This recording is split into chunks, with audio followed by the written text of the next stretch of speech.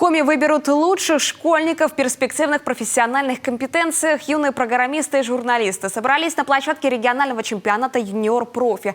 6 направлений и 3 дня, чтобы доказать экспертам уникальность своих проектов. Виктория Палкина встретилась с одаренными детьми.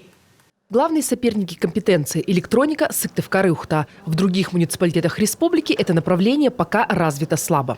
За 3 дня эти школьники должны разработать программу по контролю и управлению умным домом. Сама программа у команд уже готова. Сегодня самое сложное задание – схемотехника.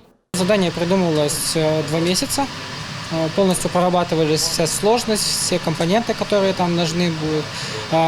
Делался акцент на знания ребят, примерно какие приедут ребята, чтобы задание полностью было выполнено, чтобы у детей появилась ситуация успеха. В мужской компании она выделяется сразу. Сыктывкарка Ксения Цыканова – единственная участница компетенции электроника. За спиной 9-классницы уже есть победы в международных конкурсах изобретателей и первые успехи в чемпионате WorldSkills. Я начала заниматься электроникой в классе в 5, но прямо усиленно, может быть, в прошлом году, сейчас. Времени на это я трачу не так много. Я прихожу на занятия пару раз в неделю. Меня мама привела в кванторию изначально, а потом любовь к этому привил уже преподаватель. Увлечь современного подростка – задача непростая для нынешних педагогов. Познавательный интерес у детей нужно все время поддерживать, иначе воспитанники просто разбегутся.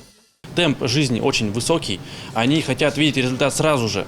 И когда даешь им какое-то задание, они начинают делать его, часть сделали, такие, все, нам не нравится, мы потеряли интерес к этому. И постоянно нужно развивать задание на части и давать его частями.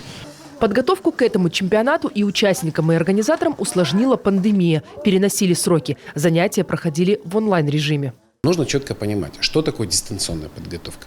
Бывают разные формы. Дети могут самостоятельно заниматься, а могут заниматься под руководством учителя. В таком формате, когда учитель дает задание, сразу же проверяет, сразу же комментирует. То есть так называемый синхронный режим работы в дистанционном обучении.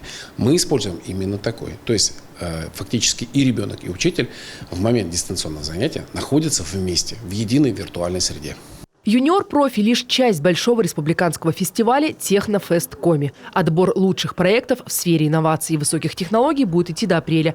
Все это направлено на повышение престижа инженерных профессий и поддержку талантливых школьников республики. Виктория Палкина, Олег Костромин, телеканал «Юрган».